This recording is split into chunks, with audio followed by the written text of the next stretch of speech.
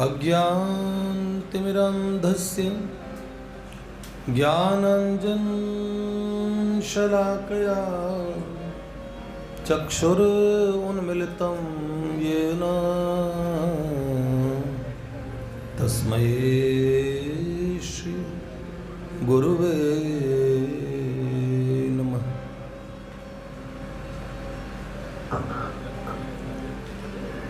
अध्यात्मगत तत्पज्ञं ज्ञानशक्तिं जितेन्द्रियं ऋजुं यथार्थवक्तारं श्रीनारदं प्रणमाम्यहम्।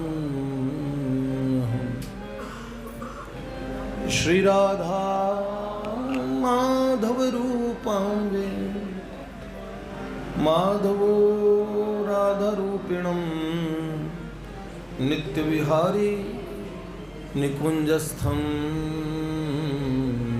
श्री बाबूजी बाबा भजे। मेरो मन माणिक गिरवीधरो श्री नंद नंदन के पास हरि प्रेम ब्याज इतनो बढ़ियो सखीना छूटन किया। जय राधे राधे गोविंद गोविंद राधे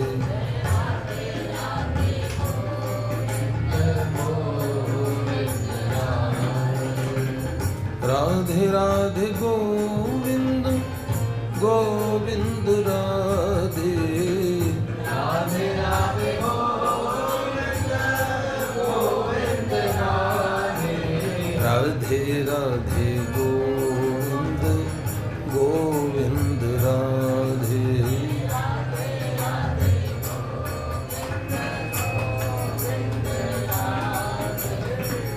लागी लगन मत तोड़ना रे प्यारे लागी लगन मत तोड़ना। हरि जो मोरी लागी लगन मत तोड़ना जो मोरी लागी लगन मत तोड़ना।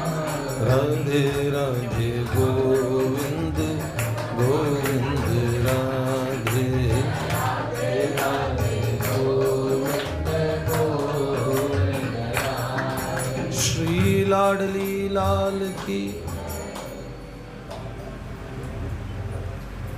धीरे धीरे समाज बढ़ता जा रहा है। ये नियम ले रखा था कि पहले तुम्हें निवेदित भोजन कर तुम्हि निवेदित भोजन करें प्रभु प्रसाद पट भूषण धरहि भूषण धर। भगवान के प्रसाद पहले भगवान को वस्त्र देते हैं। ठाकुर जी आप पहन लो। अपने घर में पहले कुछ चीज लाएंगे, पहले भगवान के सामने रखेंगे, प्रभु जी आप रखो, फिर उसे पहनते हैं। जो भी हम वस्त्र पहनते हैं पहले प्रभु को निवेदित किए, फिर अपने पहन लिए। घर में कुछ भी अच्छा फल हो, कोई भी चीज हो, पहले प्रभु को लाके निवेदित करें, फिर आप पूरा घर परिवार सहित पाएं। मान लीजिए आपने खरबूजा खाया, वैसे वो रहेगा खरबूजा, लेकिन आपने घर में भगवान के सामने रखा, इतना भर करने मात्र से वो भगवान का प्रसाद बन जाता है। और भगवत प्रसाद की बड़ी महिमा होती है। हमें लगा क्या फर्क पड़ा। ब्रह्मा जी ने भगवान से पूछा था कि सरकार एक आधा ग्राम भी कम नहीं होता है। मान लीजिए खिचड़ी रखी है तो थोड़ा 1-2 ग्राम भी कम हो जाए तो ऐसे लगे प्रभु आपने खा लिया, पा ली। तो वो लोग कहते आपने पाया, भगवान पा रहे। तो कैसे इस बात को किस तरीके से स्वीकार किया जाए कि पाया है आपने?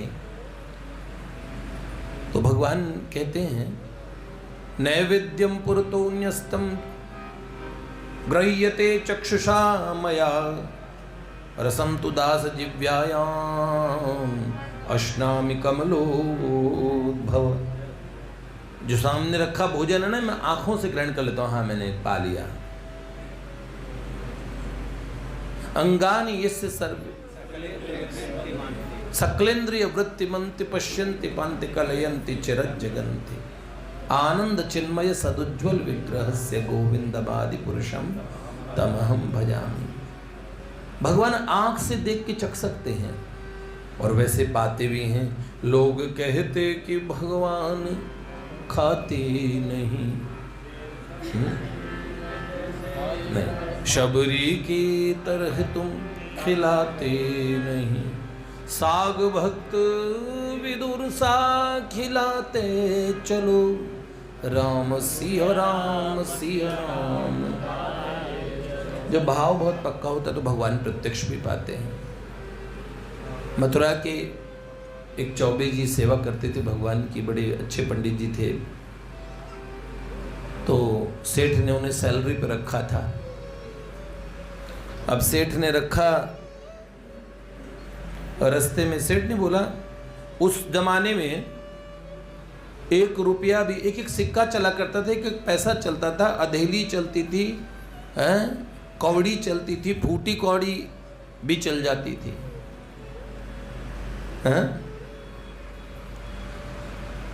1 रुपया उनकी सैलरी थी। पर सेठ जी ने कहा अगर आप भगवान की सेवा के लिए कुछ खरीदोगे तो उसमें कर कसर मत रखना। पूरे महीने के भगवान की सेवा के अच्छे खासे से खर्चा करने के बाद में पूरे महीने में 4-5 रुपए में पूरा मंदिर का भगवान की सेवा खर्चा अच्छे से चल जाता था।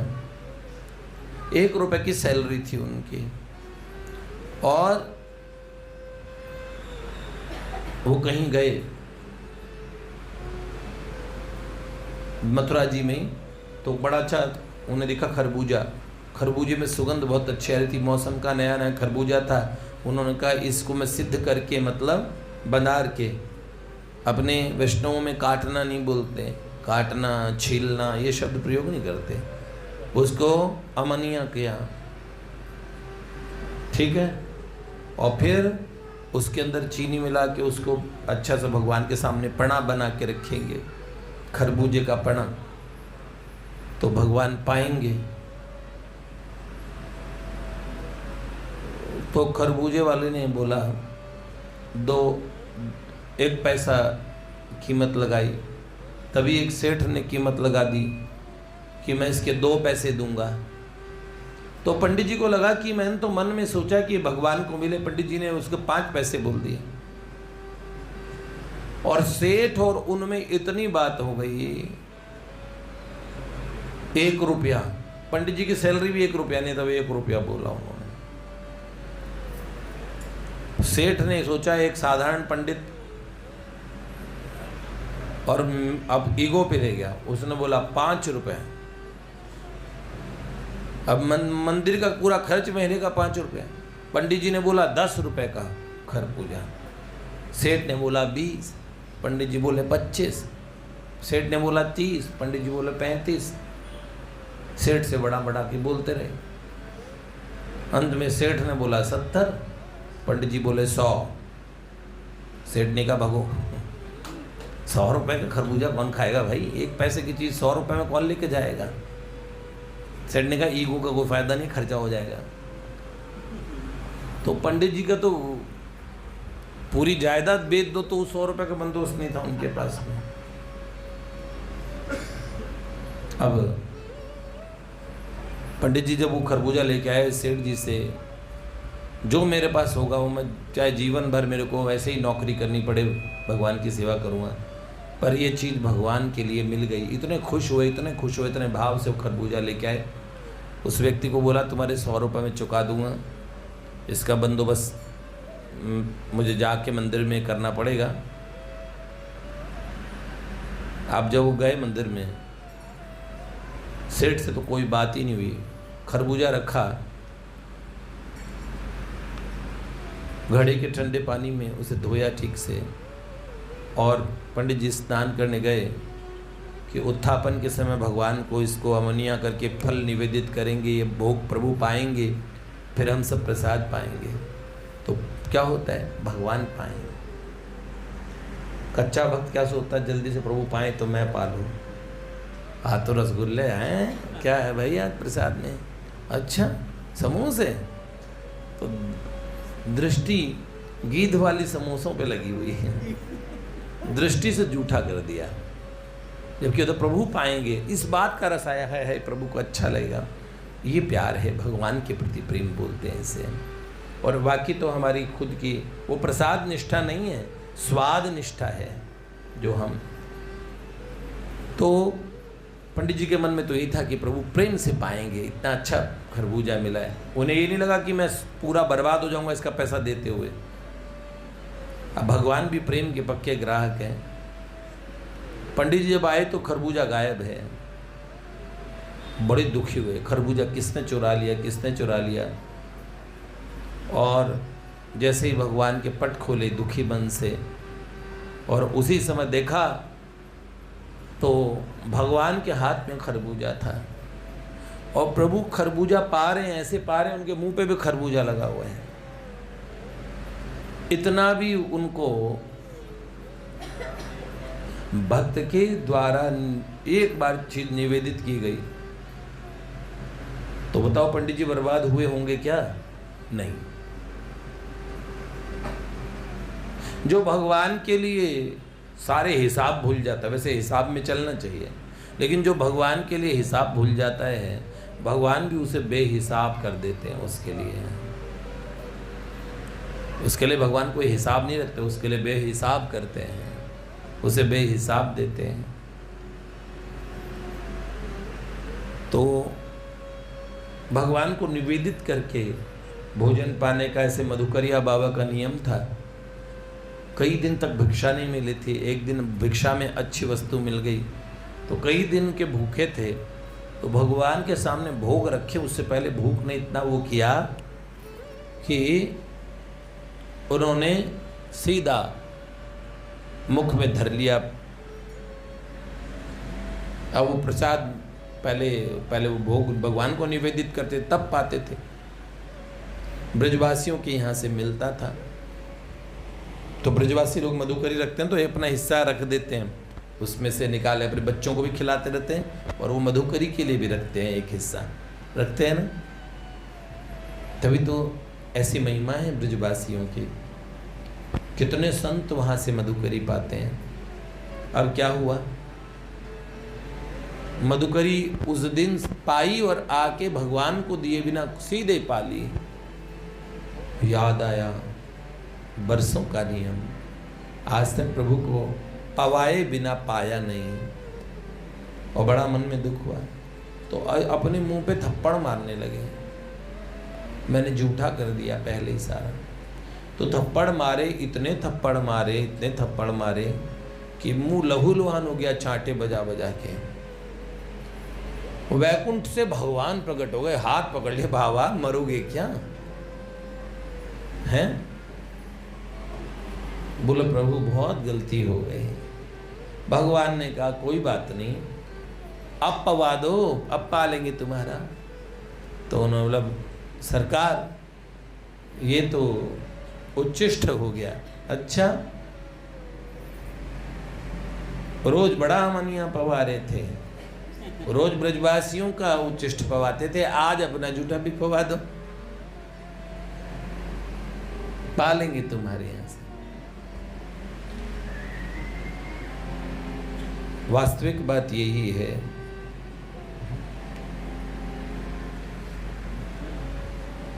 अति सूधो स्नेह को मार्ग है, यहाँ नेक सयान नप बाक नहीं, यहाँ सांच चले तजी आपन पाँव जिज के कपटी जने साथ नहीं। घन आनंद प्यारे सुजान सुनो, एक ते दूसरो आंक नहीं। तुम कौन सिपाही पढ़े हो लला मन, ले हूँ पे दे हूँ छटा नहीं। तुम कौन सिपाही पढ़े हो लला मन, ले हूँ पे दे हूँ छटा नहीं। मन ले हूँ पे दे हूँ छटा नहीं। है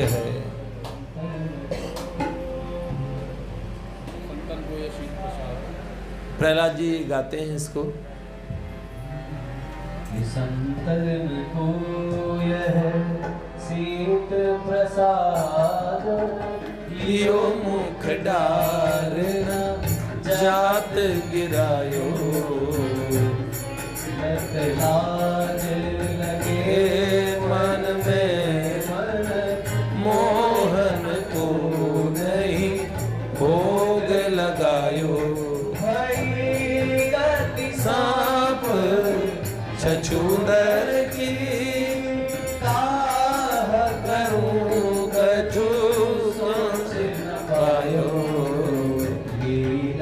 लाज लगे मन में मन, मोहन को बीत गयो वह बार विनीत गई रजनी, दिन दूसरो आयो।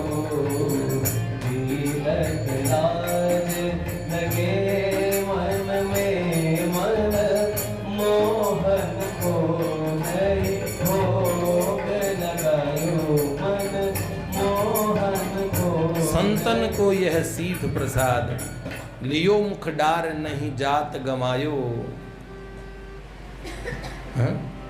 लीलत लाज लगे मन में, मनमोहन को नहीं भोग लगायो। भई गति सांप छछूंदर की, काह करूं कछु सोच न पायो। बीत गयो वह बार विनीत गई रजनी, दिन दूसरो आयो। ऐसा एक महात्मा थे, संतों का प्रसाद लाके, उच्चिष्ट प्रसाद लाके फिर भगवान को अपने ठाकुर जी को भोग लगाए थे, फिर उसे पाते। एक दिन ऐसे ही भोग लगाए बिना उन्होंने पा लिया, माधव दास बाबा जी। तो वो प्रसाद मुंह में लेके बैठे रहे, ना निगला ना उगला। भई गति सांप छछूंदर की, कहा करूं कछु सोच न पायो। बीत गयो वह बार विनीत। विनीत जी की ये रचनाएं एक से एक हैं। कितनी घटनाओं को उन्होंने ऐसे लिखा है विनीत जी के सारे, जो ये हमने जज का प्ले किया था, जिनके लिए भगवान ने गवाही दी, सब के विनीत जी ने लिखे हैं कवि। और विनीत जी के बहुत सारे लिखे हुए हैं। हम बचपन से ये गाते हैं, बैठ बैठे लिए है दुहनी हवेली नवेली,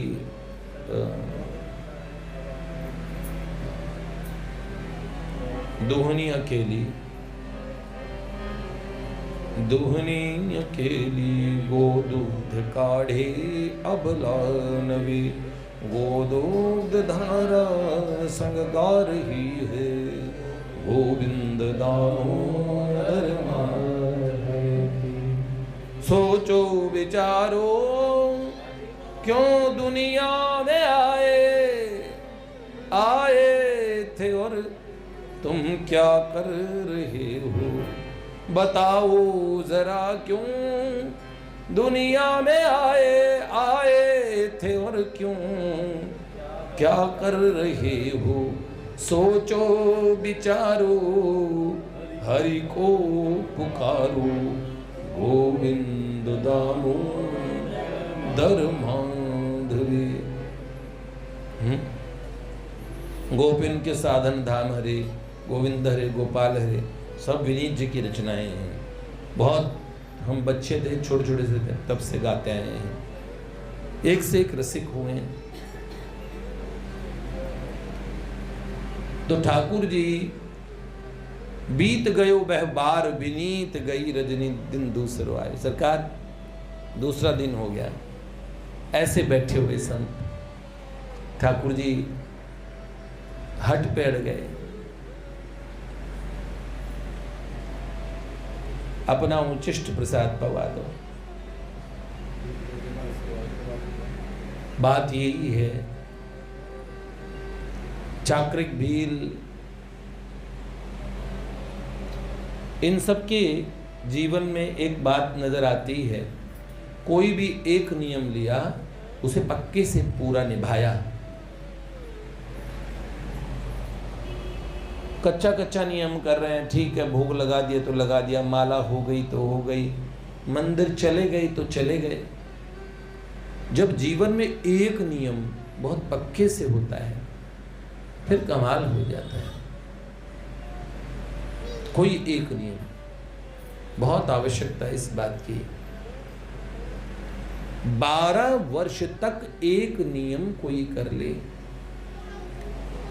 सोचो कोई 12 साल तक मंदिर में सोहनी सेवा दे रहा है, उसकी वो सेवा सिद्ध हो जाएगी। कोई 12 साल तक एक स्तोत्र कर रहा है, बिना लांघे के करे तो वो स्तोत्र सिद्ध हो जाएगा। पर किसी परिस्थिति में उस नियम को छोटा मान के छोड़ो मत।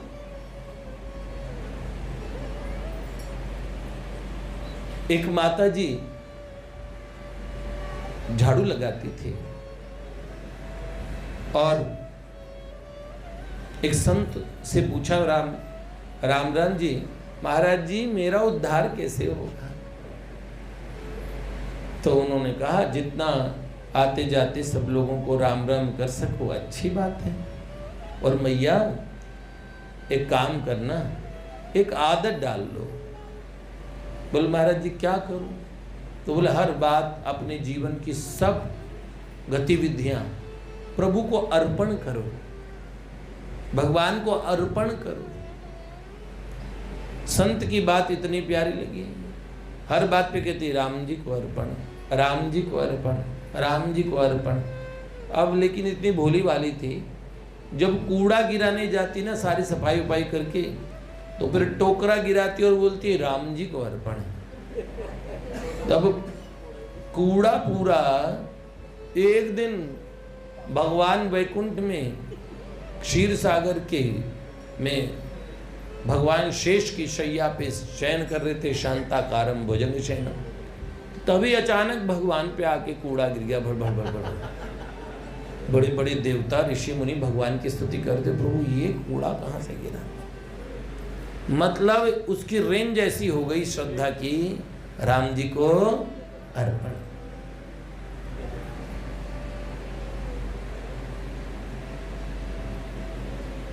अगर भक्तों के जीवन के इन दृष्टांतों को हम सोचें, इनके पीछे का एक भाव निकलता है। वो भाव क्या? कि भगवदीय जगत तक आपका सच्चा भाव जाता है, आपकी एक लगन जाती है। अगर नियम चल रहा है तो इसका मतलब नियम के पीछे का अज्ञात लगन लगी हुई है। पूरे आप नहीं लग पाओगे, मान लो इस चीज को। पूरे लगने से पहले अधूरे हो तो अधूरे भी लगो। जितने % की भी आपकी लगन है उस लगन को नापो, आंको और उसे रेगुलर बनाए रखो। इसलिए कहते हैं 16 माला करते तो करो, कोई 10 करता तो वो करे, कोई रोज शंकर भगवान पे अभिषेक करने जाता वो करे। अपना एक नियम जरूर बनाओ, नहीं तो जैसे अहमदाबाद में प्लेन क्रैश हुआ था, तो प्लेन क्रैश, वो एक प्लेन क्रैश हुआ तो हमें लगा प्लेन क्रैश होते हैं और जीव मर सकता है कभी भी, लेकिन हमारी जिंदगी का प्लेन तो कभी भी क्रैश हो सकता है। सावधानी से, बहुत ध्यान से रखें तो यहाँ के प्लेन को बचाया जा सकता है। ये मनुष्य जीवन रूपी जो यान मिलाए है, ये कभी क्रैश नहीं होगा क्या? एक दिन ये समाप्त हो जाएगा ना। जीवन के किसी कोने पे जाके फिर हमें पछतावा होगा कि वास्तव में हमें जो करना चाहिए था वो हमने किया कि नहीं किया। मनुष्य जन्म बड़ा दुर्लभ है।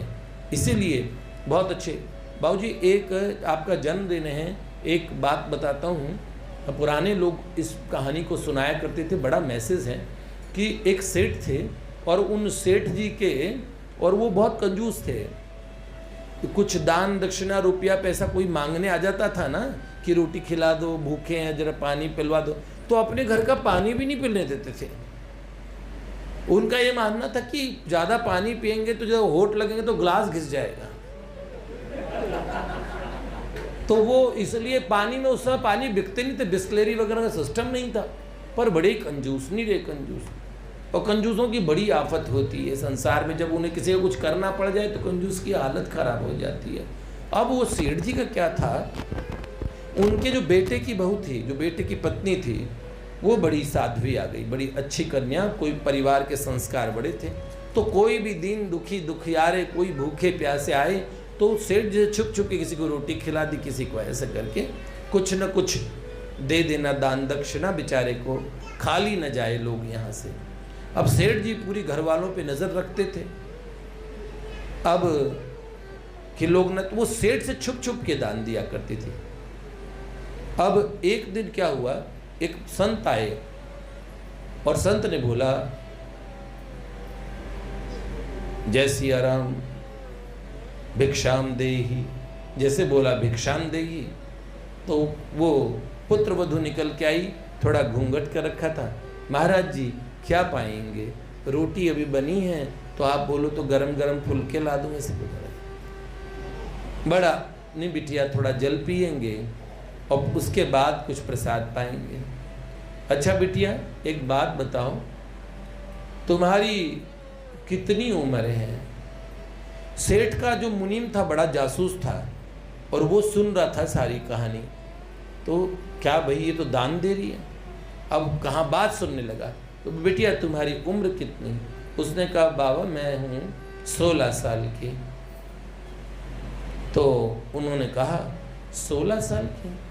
तो मुनीम मन मन हंसने लगा कि ये माताएं बताओ हैं, ये है हमारी खबर में, हमने ही रिश्ता कराया था, 21-22 साल की है कम से कम, हैं 16 की बता रही, कोई बात नहीं खुश होने दो, हैं और कोई बात नहीं, माताएं उम्र कम ही बताती है, ऐसा उसने खुश हो लिया। अब उसने क्या कहा, बस दूसरी बात सुनी तो उसके तो तोते ही उड़ गए। जब पूछा संत जी ने कि और तुम्हारे पति की आयु कितनी है, तो उन्होंने कहा और महाराज जी जो मेरे पति देव है वो 5 बरस के हैं। लो पति है 25 का, वो थी 22 की, 25 को 5 साल का बता रही है। अरे ये देखो कैसी मूर्ख है, खुद को 16 का बताया सो ठीक, पर उसको 5 का क्यों बता रही है। और उन्होंने बोला और बिटिया तुम्हारी सासू माँ? बोले महाराज जी 1 बरस की है। अरे बाप रे, बुढ़िया को बच्ची बना दिया 1 साल की। ये तो नया मसाला मिला चुगली लगाने के लिए, अब बताऊंगा सेठ को, हैं? और फिर और बिटिया तुम्हारे ससुर जी? अब मुनीम ध्यान से सुन लेगा जरा, उनके बारे में क्या बोलती है। तो बोले महाराज जी ससुर जी तो पैदा ही नहीं हुए, अभी पैदा ही नहीं हुए। वो दौड़ा और दौड़ के सेठ जी को बोले देखो तुम्हारी बहू क्या गुल खिला रही है। तो बोले क्या? बोले ऐसे ऐसे बोल रही थी, वो पहले तो आपसे वो तो भिख मंगों को खिलाती है, भोजन कराती है, और ऊपर से देखो क्या क्या बातें फैलाती है। खुद को कह रही मैं 16 की हूँ और मेरा पति 5 साल का है और मेरी सास 1 साल की है और मेरा ससुर तो पैदा ही नहीं हुआ। अरे वो तो आग बबूला, बस पैर पटकता हुआ वहां पहुंचा। शुक्र मानो संत जी भोजन पाके जा चुके थे। तो बहुरानी बहुरानी पूरा घर सर पे उठा लिया। बहुरानी घूंघट में ही हाथ जोड़ के सामने आ गई। जी पिताजी। तो उन्होंने बोला तो तुमने क्या कहा? हमारी तुमने पगड़ी उछाल दी पूरे भरे बाजार में है। एक तो भिखमंगों को हम चाहते ही नहीं भिखमंगे हमारे घर में आए, तो भिखमंगों खिलाती हो, चलो कोई बात नहीं, हमने बड़ा दिल कर दिया, तुमने खिला भी दिया, पर तुम ऐसे हमारी इज्जत उछाल रही हो क्या? मैंने ऐसा क्या कहा पिताजी? तो तुम अपने आप को 16 का बताती हो, पति को 5 का और सासू को 1 साल का, और मुझे कहती हो मैं पैदा ही नहीं हुआ, फिर तुम्हारे सामने कौन है? बोलो पिताजी झूठी बात बोलूं कि सच्ची बोलूं? नहीं, मुझे सच जानना है, सच बोलो। तो उन्होंने बोला पिताजी बात ये है, जीवन उसे ही माना जाता है जब जीने की समझ हो। मनुष्य जैसा दिखने में कुछ नहीं, मनुष्य जैसा हो तभी जन्म माना जाता है। जब उसमें मनुष्योचित कर्म आ जाए, जब उसकी समझ मनुष्यों वाली हो, वही से जन्म माना जाता है। तो बोला कि मैं 22 की हो गई हूँ, तब भी मैंने अपनी उम्र 16 बताई, क्योंकि 6 वर्ष की जब थी तब जीवन में सत्संग आया। अपने माता पिता की कृपा से मुझे ऐसा माहौल मिला, मुझे जीवन का लक्ष्य समझ में आया कि खाली ऐसे मनुष्य जैसा पैदा हो जाना मतलब मनुष्य नहीं होता। तो जब जीवन में पवित्रता, सत्संग, भगवान की भक्ति आई, तब मेरा असली जन्म हुआ। शरीर का जन्म 22 साल पहले जरूर हुआ, पर मेरे इस मनुष्यत्व का जन्म हुआ 6 वर्ष की आयु में, तो मैं हो गई 16 की। और मेरे पतिदेव 5 साल से इसी आध्यात्मिक जीवन को जी रहे, तो मेरे पति 5 साल के हो गए। 1 साल से मेरी सास भी सब समझने लगी, सत्संग करती है, भगवान का भजन करती है, समझ गई कि इस संसार में बहुत लंबे समय तक टिके नहीं रहेंगे, इसलिए कुछ ऐसा करें जो मनुष्य को करना चाहिए। तो मेरी सास भी समझ गई। एकमात्र ससुर जी हैं जो गले पे ही बैठे रहते हैं, गले पे ही लल्ला रहता है। अब क्या करेंगे? अब ससुर जी को भी समझ में आया बात तो बड़ी, और इस सत्संग का प्रभाव उन पे भी पड़ा। तो जीवन हमारा वास्तविक जीवन उसे मानते हैं जिसमें हमें जीवन का लक्ष्य पता हो। जब कोई आदमी अपने विषय में नहीं जानता तो हम उसे कहते हैं, बचपन का सबसे पहले क्या रटाते हो? डॉक्टर साहब ने अपनी बेटी को क्या सिखाया है, क्या बोला है?